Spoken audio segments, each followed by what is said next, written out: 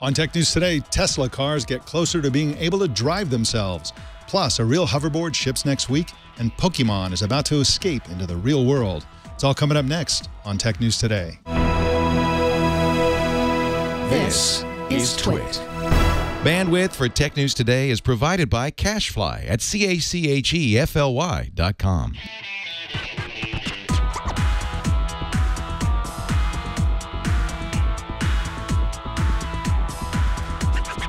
This is Tech News Today for Thursday, October 15th, 2015. This episode is brought to you by ZipRecruiter. Are you hiring? With ZipRecruiter.com, you can post to 100-plus job sites, including social networks, all with a single click. Screen, rate, and hire the right candidates fast. Try ZipRecruiter with a free 4-day trial now at ZipRecruiter.com/TNT. And by Braintree. Looking to set up payments for your business?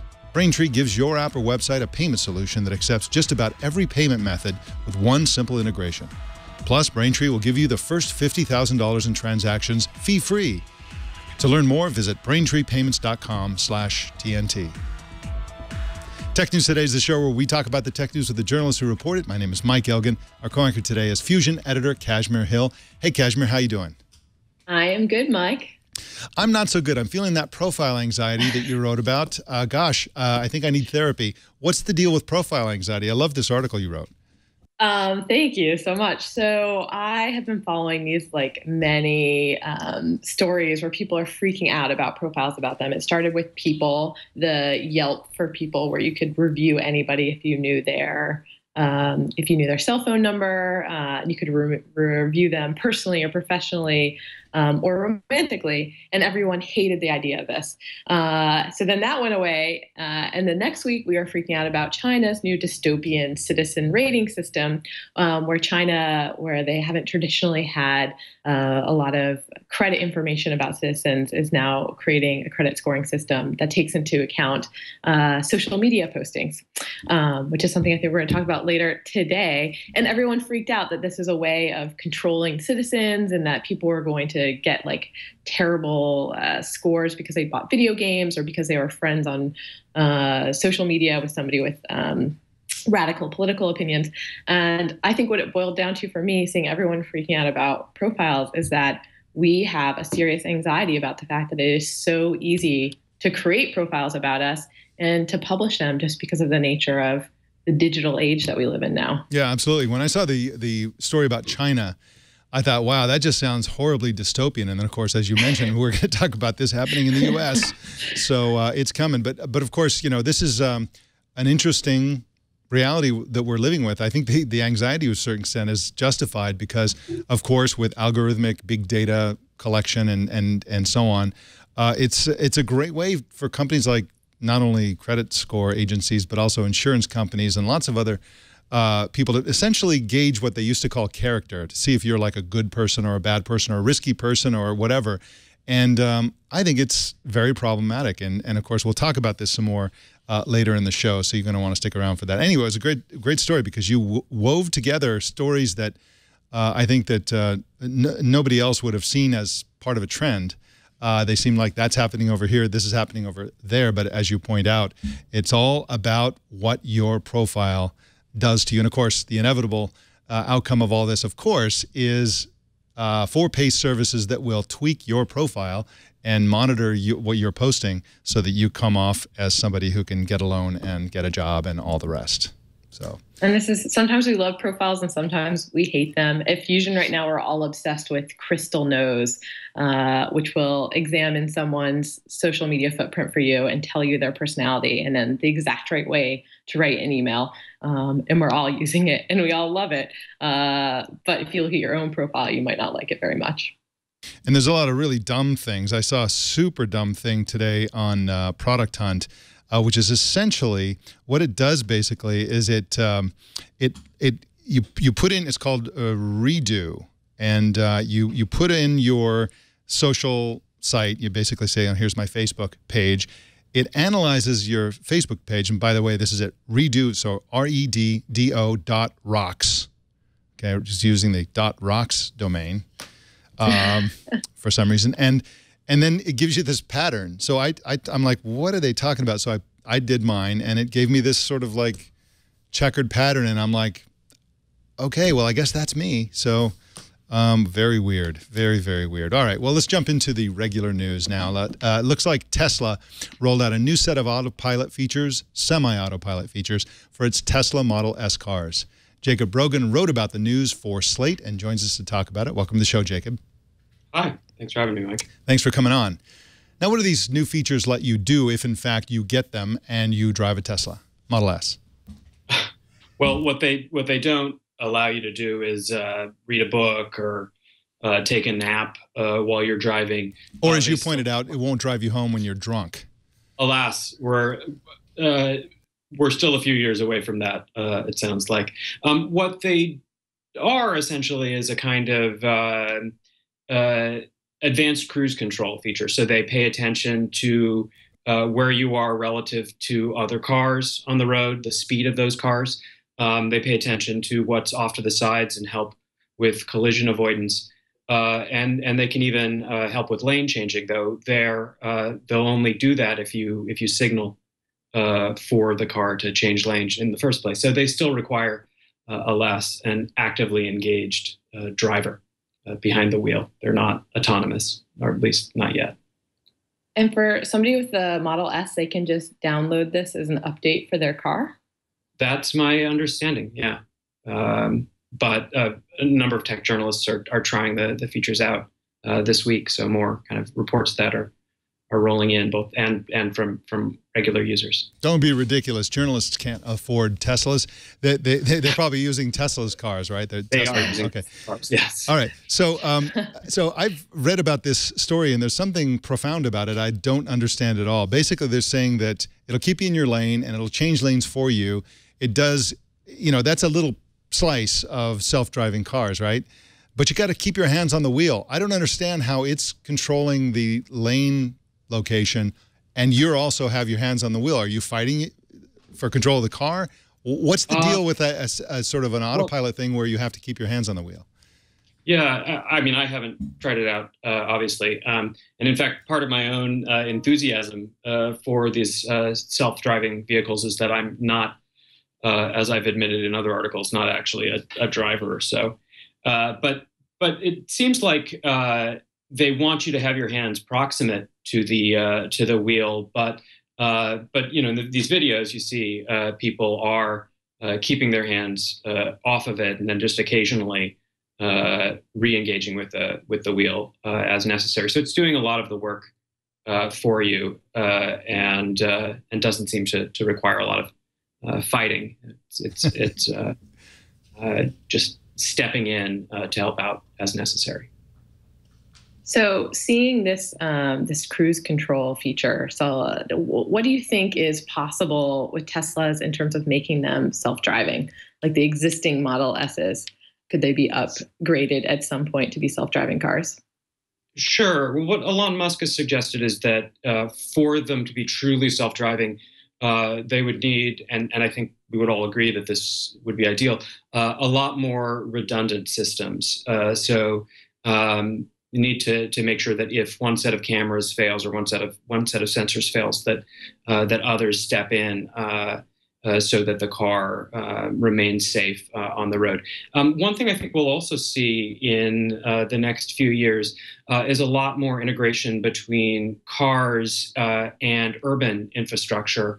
So BMW, for example, recently debuted a product with Connected Signals, which is a small company in Eugene, that kind of intersects directly with traffic lights and lets your car know when the light that you're approaching or at is going to change. And I think as we see regulations that allow more of those kinds of kind of interfaces between vehicles and infrastructure, these kinds of systems will become easier to implement. And even these features in the Tesla require a certain elements of infrastructure. Elon Musk was heard complaining that in LA there's some lanes that look kind of sloppy where they have those little bumps, the reflective bumps, and they're not quite with the lane, and so the car got confused, and he was complaining about that as one of the challenges. So yeah, so I think I think that the fully self-driving car will be 3 years away for at least the next 5 years. So yeah, he sometimes says 3, sometimes says 6. So exactly. We'll see. My colleague Kevin Roos wants us to ban human driving by 2017. It's probably a great idea. And we should probably ban lots of things. How about banning human police departments and have robots like RoboCop? That'd be cool. Jacob Brogan's at slate.com and also at jacobbrogan.com. And you can find him on Twitter at Jacob_Brogan. Jacob, thanks for joining us today. Thanks so much, Mike. Bye-bye. It's a pleasure. More news coming right up, but first I want to talk about ZipRecruiter. You know, ZipRecruiter is a huge company with lots and lots of customers, 400,000 businesses, not people, businesses. That's how many companies are using ZipRecruiter. And one of the great things about ZipRecruiter is that they allow you to have as many people involved in your hire as you want, and they don't charge you extra. In other words, there's not a financial disincentive to get lots of people involved in the hire. That's a really great feature because it would really be kind of a bummer if you said, well, with every person we add, we got to pay this much more. You don't have to do that. Same price for no matter how many people are involved. So 400,000 businesses are loving this, and here's why. The best candidates are scattered all over the internet. You never know how you can find them. But with ZipRecruiter, you can post to 100+ job sites with a single click. And also social networks. Lots of people just are on the social networks. And they also help you filter and deal with the onslaught of replies that you're going to get when you do a ZipRecruiter job posting. And, of course, every time you do a job posting, you know when you've hired people, there are always lots of people, the majority, in fact, in my experience, are not qualified. They're not people you want to hire. And so the whole process of going through their resume and trying to figure that out, and reading the fine print in their resume to say, oh, wait a minute, here's something that invalidates this person as a candidate. ZipRecruiter can do all that automatically. They'll take all the replies that you get, and based on your specific criteria, will filter out the people who are not qualified, again, according to your criteria. That way, you can spend all your valuable time on the people who are genuinely qualified. It's very powerful, very easy to use, and a great way to hire the best people. We got a user testimonial from Dan, who said the hardest part about running a business when you need to hire is that you have to spend extra time recruiting while you're short-staffed. Is a great point. But with ZipRecruiter, I've gotten quality candidates within 24 hours of posting a job. ZipRecruiter's website makes this process so much faster by letting me manage candidates in one place. Today, you can try ZipRecruiter for free. Go to ZipRecruiter.com/TNT. That's ZipRecruiter.com/TNT, and you can try it for free and make that first hire for free. But I guarantee you, once you've hired your first employee using ZipRecruiter, you can't go back. You'll never go back. And we thank them for their support of Tech News Today. It's time to go back to the future again. A company called ArxPax today announced plans to unveil a hoverboard on October 21st, which is next week. Sean O'Kane writes for The Verge and joins us to talk about it. Welcome to the show, Sean. Hey, how you doing? I'm doing great, thanks. Now, how does this hoverboard work? So it uses what ArxPax calls magnetic field architecture, which is a technology that they recently had patents issued for. And it's basically, they made a hoverboard last year that only worked on a giant copper surface. We had a writer out in the West Coast go check it out. And it hovers a couple centimeters off the ground. You're taking a look at some of it now. And it basically, it's similar, it's like a magnetic field locking that, you know, at the same time propulses the board above, but also keeps it at a certain distance above the ground. And so they made this hoverboard last year and got Tony Hawk and a bunch of different journalists to ride it as sort of an advertisement for this technology in hopes of getting industry interest in the technology. And so far it's worked. They've signed deals with NASA to integrate this technology into Cube satellite launches, microsatellites. And just this week actually announced that SpaceX is going to allow the MFA technology to be used in their Hyperloop competitions. So competing teams who want to join that competition can buy these hover engines from ArxPax and work that into their design specifications if they feel that this is better than some of the alternatives. So is this hoverboard actually supposed to be like a consumer product, or is it more of just a tech demo? Well, it's definitely a tech demo, but the interesting thing about this one that they're going to reveal next week is when they originally unveiled that first version last year, They did so alongside a Kickstarter, and one of the rewards, the top reward, in fact, was a $10,000 reward on Kickstarter or donation level. And you were supposed to be getting your own personal hoverboard. So while they're not really selling this on store shelves, they were promising people that they'd be able to get one of their own. And this new version that's going to come out next week is going to be that reward level. It sounds a little crazy. You kind of think like, okay, who would pay $10,000 for this hoverboard that I've never seen, and I'm not even totally sure how it works. But what their founder told me was that it's not individuals who are willing to throw down $10,000. It's actually some businesses around the world, like some people in New Zealand and in the UK, who sort of have the foresight to say, hey, if this works and we can build out like a little bit of a space, maybe we can call ourselves like one of the world's first hover parks. And maybe that $10,000 actually becomes a pretty smart investment for them. It's also a great way to sell helmets because, of course, you're going to need a helmet on this thing. It looks like it would slide very easily out from under your feet. Now, so they obviously have patents on this. Is patent licensing likely to be the biggest part of their business? You already mentioned, for example, SpaceX is going to need this technology. They're going to have to pay for that. Yeah, I think that's a huge part of this. If this becomes a real viable alternative to something like maglev trains or some of the other like magnetic field locking that we've seen, you look at that Lexus hoverboard that came out earlier this year, that's like superconducting magnets. There's a lot of like similar hover propulsion technology that's in really, really early days right now. But the more that they can grow this technology and figure out what's good and what's bad about it, that patent and that licensing ability is definitely where their strength comes in. But it's going to be interesting to see what they can do with it. I think there's a lot of skepticism around the Hyperloop competition, but seeing this in action, if any teams do decide to buy these engines and test it out on this sort of scale model track that Elon Musk is building, that'll be a good sort of proof point for whether or not this is actually good. The founder is really bullish on it. Of course he's going to be. So how much does it suck for this startup that everyone is that they've made a real hoverboard, but that everyone is calling those electric skateboards hoverboards? Yeah, I'm pretty sure most tech newsrooms around the country are still arguing over what to call those things, right? I would imagine he's got to be a little miffed, especially because they're one of the companies that's trying to claim, we made the world's first hoverboard. I think you're probably fine with it. I mean, if you look at this side by side with one of those sort of two-wheeled scooters, you can tell that there's a difference. And I feel like, if they can get to a point where they actually want to sell it commercially, I think this obviously is more interesting than, well, I don't know, maybe people like these scooters enough. But I feel like if you saw this side by side with those, it wouldn't even matter what they called the other thing. You'd look at this and say, hey, this is a hoverboard. Yeah, I think a hands-free scooter is the way to go with that. If it had a little pole coming out of those things and had little handles, it would be a scooter.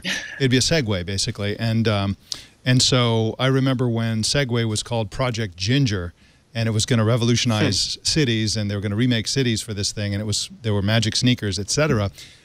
They were basically what we're now calling hoverboards. There was self-balancing thing with two wheels on the side, and there was no handle. And later on, they realized, okay, people are going to faceplant with this thing unless we put a handle that people can use to control the device, and that's where we got the Segway. But it started out as one of these little, what we're now falsely calling hoverboards. Now, you mentioned Tony Hawk was involved along with a bunch of journalists, but Tony actually acted as a consultant on this project, didn't he? Yeah, Greg Henderson, who's the CEO of ArxPax, was telling me that Tony Hawk, he rode that first version last year. That was sort of what got them a lot of their attention before the Kickstarter, and this was also not long after Tony Hawk had put out that video with Fun or Die that sort of fooled most of the internet into thinking that he had made a hoverboard. But so after that, writing that first version, they brought him back over while they were working on this second version, and he gave him a lot of feedback, apparently, about how to design it in a better way. Because the problem with this thing is that you can see it really only moves on one plane. Once you get it sort of pushed, it's like moving in space almost. You push it in one direction, and it's frictionless, but that also means that it's hard to change direction. So one of the things that he told them was like, you need to make this less like a giant slab of plastic and metal and more like a skateboard. And so the new version is supposed to look a lot more like a skateboard with just like sort of 2 round hover engines underneath it. And the best thing about that apparently is Greg Henderson, the CEO, said that people were having trouble with the first version just because they didn't know where to stand on it. There was too much room to stand on it. So having a narrower board, something more like a skateboard, might be more intuitive to people. They're also talking about how this new version's got a better power, a lot more control. Until you see that move on a ramp and seeing someone actually be able to turn with it, I'm sort of holding my judgment on that, but the idea sounds nice. Yeah.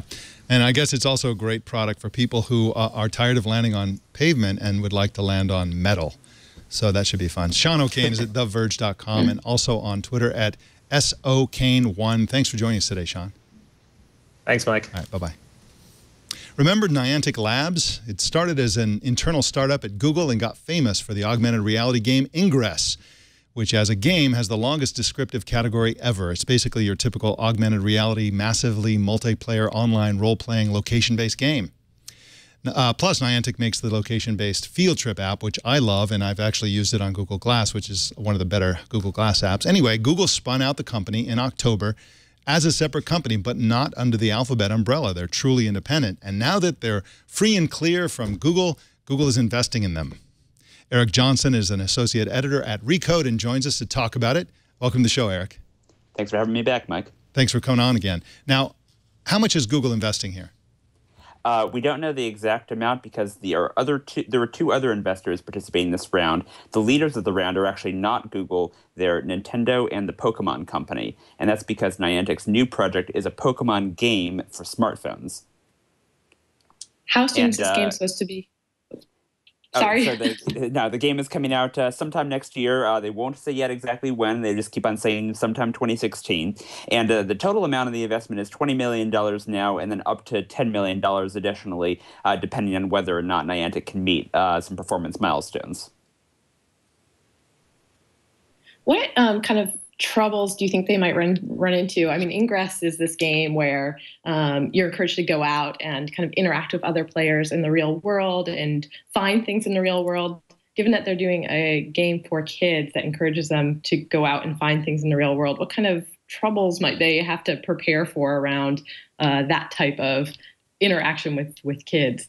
Well, that's kind of one of the big questions is with Ingress, you have one of the big things that's been a driver of the popularity of that game are real-world meetups. And Niantic says that it wants to do the same thing for Pokemon Go. It wants to, or at least thinking about having real-world events where, people who are strangers come together and can play the game together and progress in the game together. And they also, as with all the other previous Pokemon games that Nintendo has made for Game Boy on to the 3DS, they want to make it possible to trade and to battle Pokemon with other people in the world. So I expect it to be pretty similar to the way it works with the Nintendo 3DS today, where there's a very limited functionality of being able to interact with strangers. Currently, if you have a 3DS, there's a thing called Street Pass, where basically if you're in the proximity of another person, you can see a sort of little avatar of them, their name, where they're from, but it's very tightly controlled so as to assuage parents who might be concerned about, kids' privacy, things like that. Now, people watching the video version of the show are seeing the video that's being put out by the Pokemon folks showing Pokemon Go. And it essentially shows an augmented reality game with the characters interacting with the real world. This is obviously what an idealized HoloLens type of augmented reality game would look like. But this is a smartphone play. Do you know if if either Niantic or Pokemon or whoever is working on an augmented reality, a real augmented reality game version that would be interacted with through some sort of goggles or something? Boy, I sure hope so. But so far, they haven't made any indication that they are. They've only said this is going to be a smartphone game, presumably for Android and iOS, the way Ingress was. And what they've shown, that what you were seeing there was a concept video. All they've shown so far is sort of the idea of you're looking at, an empty field, and you hold up your smartphone, and you see the same empty field, but with a virtual character or a virtual Pokemon superimposed over that field. It's not that crazy to imagine that down the line, once Magic Leap and HoloLens, Magic Leap Landscape obviously being a company that Google has also invested in. Once those devices are out in the world, it's conceivable this would be a great fit for those. But for the time being, there's been no indication that this is really being targeted for those platforms. And so I imagine for now you're going to have to look at your phone and you'll see what you see through the camera plus the insertion of these characters and so on. That's kind of what they did with the BB-8 app, the little robot that's associated with Star Wars. And it's you know, it's okay. It's kind of fun. So this. Well, the other option, though, the other option is that for kids who want to play this game, the Pokemon Go game, they're going to be selling a wearable device called Pokemon Go Plus, which is basically it's like a little like a wristwatch type device, and it vibrates and it lights up when basically you're in the proximity of a Pokemon that you want to catch out in the world.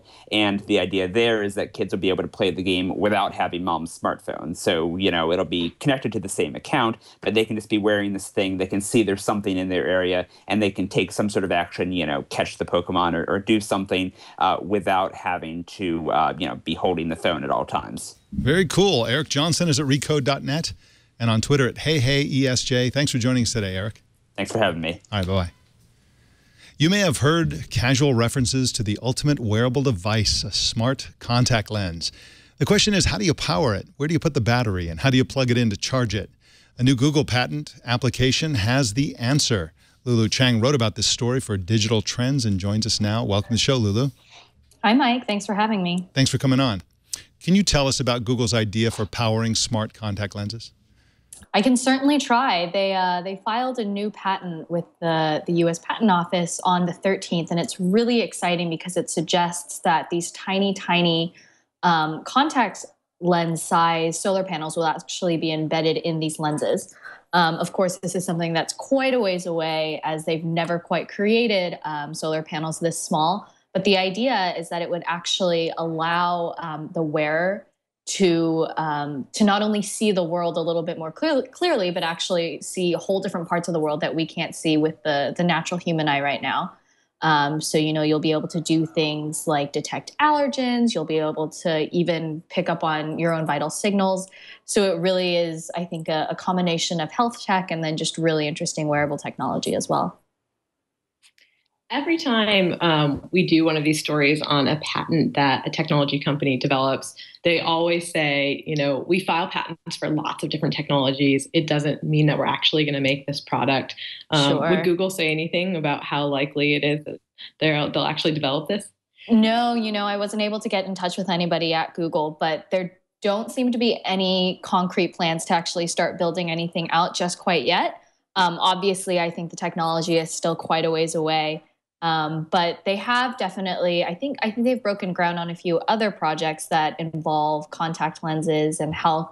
They recently, last January, I believe, they partnered with Novartis to create a glucose detection contact lens.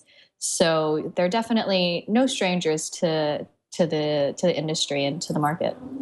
And of course, the first iterations of these would connect to something like a smartphone. This would be years and years away for anything that's solar powered or does a sensing beyond just testing blood glucose and so on.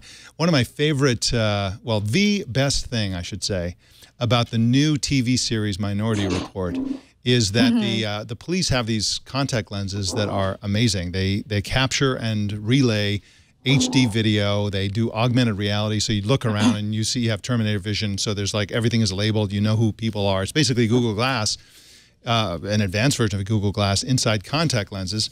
It seems a little far-fetched. It seems like, given the timeline of the show, that something like that won't exist by then. I'm not sure exactly when this exists in the future, this fictional world. But they are amazing, and I want them. And, you know, I guess that's where we are headed. And again, if they can draw solar power and enough to power an HD camera and still not obscure vision in any way, that'd be really cool. So anyway, I guess that's where we're going. Yeah. All right. Well, Lulu Chang is at digitaltrends.com, and you can follow her on Twitter at LuChangLu. Thank you so much for joining us today, Lulu. Thank you, Mike. Well, some companies that manage credit scores in the United States are starting to take social media into account as a factor for whether or not you're allowed to borrow money or get a credit card. FICO and TransUnion told the Financial Times they're worried about missing out on customers by relying on traditional metrics. In other words, they're worried that the traditional metrics are preventing certain people from getting good credit and getting credit cards and so on, even though they would otherwise be qualified. And the traditional metrics are things like whether or not people pay their credit card bills, for example. So they're apparently using algorithms that profile you based on what you post on Facebook, based on your Facebook profile. FICO CEO Will Lansing told the Financial Times that, for example, frequent use of the word wasted on Facebook can lower your credit score. Now, this has obvious problems, Kashmir Hill, because, I mean, what if you're an activist who's concerned about food waste? You're going to use the word wasted on half your posts, and that shouldn't affect your credit score. I think they're talking about people saying, dude, I was so wasted last night that I couldn't go to work and therefore cannot pay my bills. I really appreciate the vice president's candor, but I was definitely surprised that he would be, that specific about how it's going to work. But I mean, that would be appreciated I think we all understand that if we pay our credit card bills on time and don't let interest build up and pay our student loans back, that our credit score will go up. But we don't really understand what it is that we might do or not do on social media that's going to affect our scores. So it would be helpful to know so that we can operate knowing that's going to happen. But I was a little surprised they actually specifically said if you use the word wasted, like you wasted some food, you could end up having a hard time, getting a high limit credit card. Yeah, absolutely. And of course, what this whole idea doesn't take into account is the fact that once it's well known that social media posts and profiles are affecting things like credit scores, then of course people will game them. Some people will game them, others won't. But basically it'll be the purpose of a social media site will change a little bit. It will be a combination of interacting with family and friends and trying to get a loan. And so, it's really problematic in that sense. It would be trivially easy, for example, if you knew some of these criteria, or if you hired somebody to help you understand these criteria, to never use the word wasted, to never use any of the other trigger words, to tailor your profile that looks like somebody who should have a great credit score. Then you'll have a great credit score, but actually you haven't done anything except game the system. What was interesting to me is that these big credit companies are actually coming to this pretty late. About 2 years ago, there were a bunch of startups that got media attention because they were going to start using social media to decide who to give loans out to. So it seems like the giants are now coming around, seeing that it's been successful for smaller startups. But one thing that they did talk about was that the way that they would score people was based on their social networks. So maybe you haven't gotten a credit card or you don't have a cell phone, so they don't really know what your credit history is like. But they would look at your friend group, and if you're friends with a lot of people with good credit scores, that probably meant that you were a good bet for extending credit to. So I didn't see that in this article, but I do know that's how those earlier startups were operating. So now you have to unfriend all your friends who are bad about paying their debts. Exactly. It's a terrible time to be a deadbeat. All right. Well, in other news, AT&T announced a new service yesterday called Numbersync, which extends your mobile phone number to smartwatches and tablets and other devices. The feature is free when the number is in question is part of AT&T's mobile share plan, which charges $10 or $5 for each additional device on the plan. Numbersync launches later this month for users of a single unnamed smartphone. We don't know what that is. It's a gradual rollout, so you're probably not going to be eligible for some time. Recode is reporting exclusively that both T-Mobile and Sprint are also working on a similar feature. And just to be very, very clear about this, Kashmir Hill, the additional device plans are about data, and this rolls the phone call part of your phone to those same devices if they can handle it. So this seems like a nice benefit for people who already have such a plan. Yeah, it will make us, the only downside is it will make us even easier to get in touch with.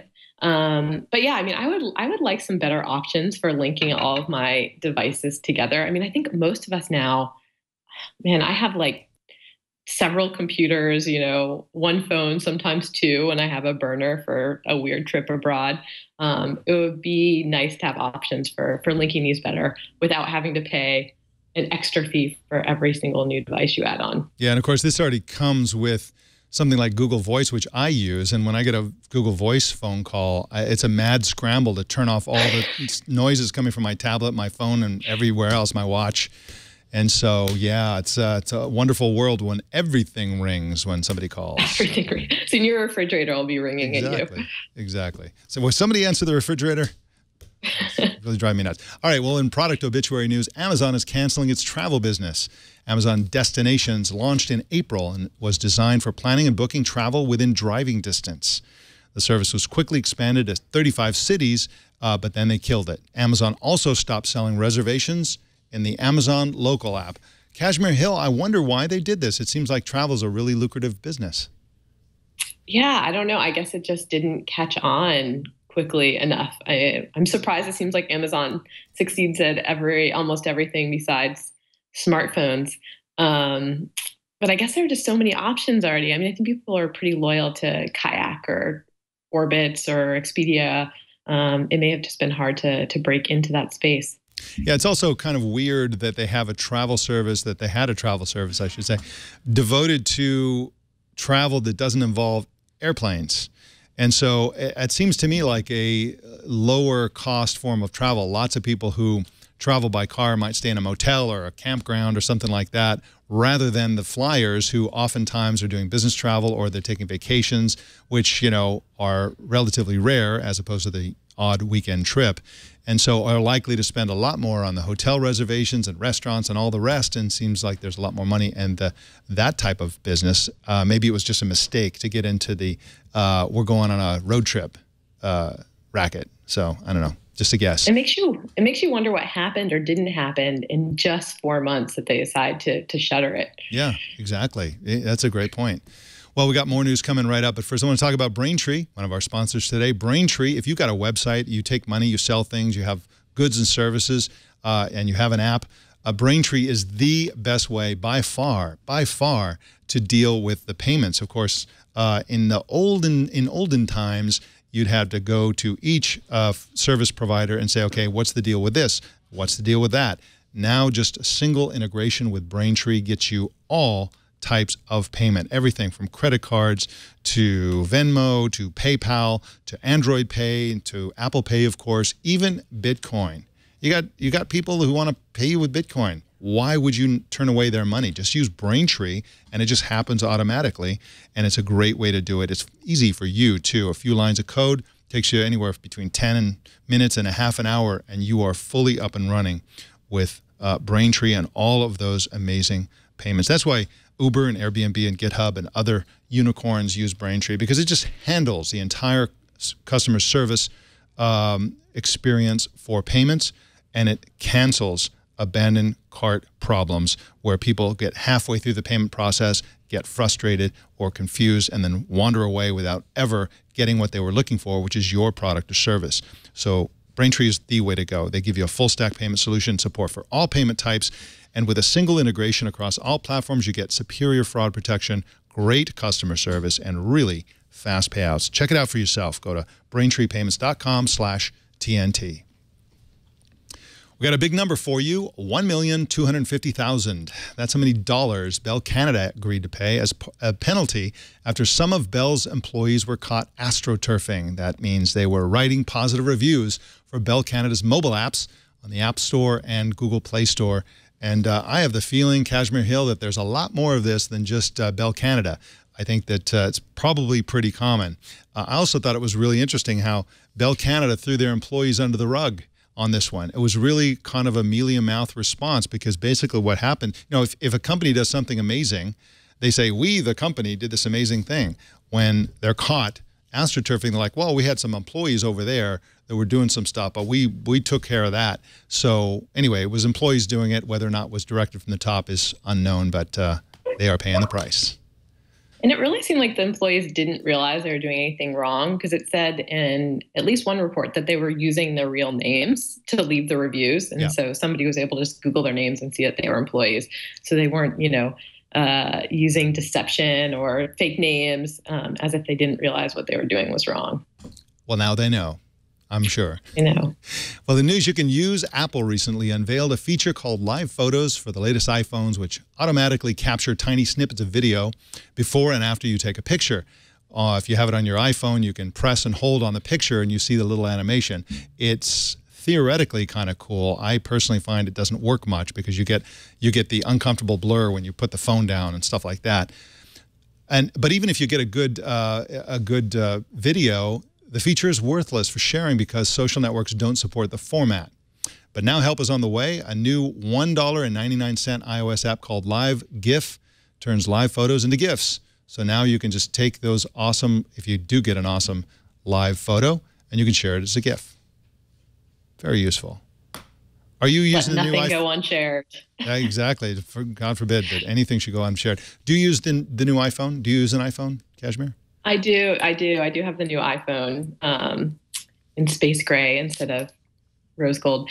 I haven't used the live photo feature yet, though. Yeah. I'm pretty content with the, kind of regular photos and occasional video. Yeah, I have yet to take a good, of course it just does it automatically. I haven't changed the setting. I think it defaults to live photo, so if you just press on it, you can see it. But I have yet to see one that I would ever want to share. I'm a big fan of Auto Awesomes, which are much more controllable and much easier to share because you actually get a GIF right off the bat. But yeah, I really don't think we're going to see a wave of sharing now that this app exists because the live photos feature doesn't really get you the kind of video that Apple showed in their demonstration, which was awesome. But you don't really see that in the wild. Well, our TNT fan of the day is Thomas Nelson in Oxnard, California, who posted this picture on Twitter and said that even when he's on vacation in Cabo, that can't keep him from watching Tech News Today. He lives at the beach, and then when he goes on vacation, he goes to the beach. Very awesome. Cabo San Lucas in Baja California, Mexico. Not a bad place to watch. Not a bad place to, if you're going to want to watch Tech News Today, that's a good place to go watch it. All right, well, show us how you watch or listen, or where you watch or listen to TNT. Just record a video or take a picture of yourself or your setup and post it on Instagram, Google+, Twitter, or Facebook. And please use the hashtag HowIWatchTNT so we can find it. Kashmir Hill, what are you working on next? I can't wait to hear about your next project. We are actually getting ready we announced today we're doing an event next month, our first Real Future Fair in San Francisco, and we're having a night on the real future of sound. So I'm working on a intersection of technology and sound story that involves hackers. Interesting. That's very interesting. One of my one of the things I'm most excited about the future of sound is a category of earbuds, wireless earbuds that will completely replace hearing aids. By the way, there'll be no age, requirement or hearing loss requirement for earbuds in the future. You basically just use these things, and they enable you to custom tailor what you hear. And one of them, I don't recall the name offhand, actually has a silence the baby feature. You just push a button and you can't hear babies crying. And that one, I believe, is already shipping. And so wow. I really think that this is the future where you have these earbuds, they'll live in your ears all the time. They do signal processing on everything you hear. So there's a delay that you can't detect, but there is a delay because it's running through the little tiny computers inside these things.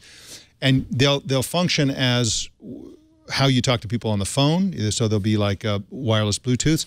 They'll enable you to basically put a mute button on the world. They'll be able to enable you to custom tailor things. If you're riding a bike, for example, in city traffic, they'll let you isolate the noise that are helpful to you in staying alive while you're riding a bike in traffic and mute everything else. They'll let you listen to music and also have the real world piped in so people can talk to you while you're listening to music. Stuff like that. I think that's the future of what is going to be happening inside our ears, and so that's what I'm excited about. That's fascinating. That reminds me of just the kind of like block and mute features that we have available online, like your ability to silence certain people on Twitter coming to the real world. Wow, what would you block out? Well, one of the things that I would block out is, there's blocking out and there's piping in. Like one of the things I like to do is I like to go to a coffee shop and work. And in fact, science, Kashmir, has proved that working in a public space like that is better than silence, and it's better than a certain other types of noisy environments because there's sort of a white noise. And in fact, there's even a website where you can go and have that kind of music. So you could pipe in sort of white noise if you want to concentrate.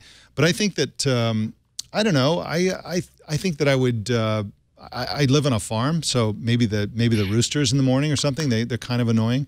They're not annoying. It's actually quite charming. I don't know, but I would think of something. I would do it just because it's a cool feature. And just to, I found the article that I wrote on this. So Doppler Labs is one of them. There's another product called the Dash. There's another called Soundhawk.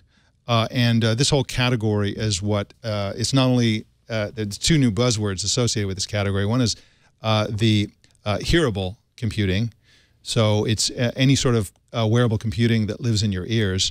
And it's also in the larger category of disappearables, which are wearable computers that you can't tell somebody has and is using. So anything that's invisible and that you're using without anybody being aware of it is called a disappearable. And those contact lenses we talk about, that's another example of disappearable. Smart tattoos, implants, intelligent dental crowns. That is the world of disappearables. So can you tell us once again where this future event is? This is in Oakland, you said? No, it'll be in San Francisco. We're doing it at the Innovation Hangar. It's that space behind the Palace of Fine Arts that used to be the Exploratorium. It's this amazing, awesome space. Maker is there. Okay. So yeah, it should be really cool. I'll be sending you an invitation. All right. I will look for that, and I can't wait to hear all about it. Thank you so much, Kashmir Hill, and it's Cash Hill on Twitter. We'll see you next week. Thanks again. Bye, Mike. Good to see you. Good to see you, too. Let us know what's on your mind. Send email to tnt@twit.tv or call 260-TNT-SHOW. That's 260-868-7469. You can subscribe to Tech News Today at twit.tv/TNT, and you can watch us live every weekday at 10 a.m. Pacific, 1700 UTC at twit.tv/live. You can subscribe to our subreddit at technewstoday.reddit.com, and of course there you can comment and also vote up the stories you'd like to see us cover. You can follow me at elgan.com, and please don't miss our other news show, Tech News Tonight, at 4 p.m. Pacific every weeknight. And that, ladies and gentlemen, is the Tech News Today. The show is produced by Jason Cliantes and edited by Anthony Nielsen. My name is Mike Elgan. Thanks for tuning in. We'll see you tomorrow.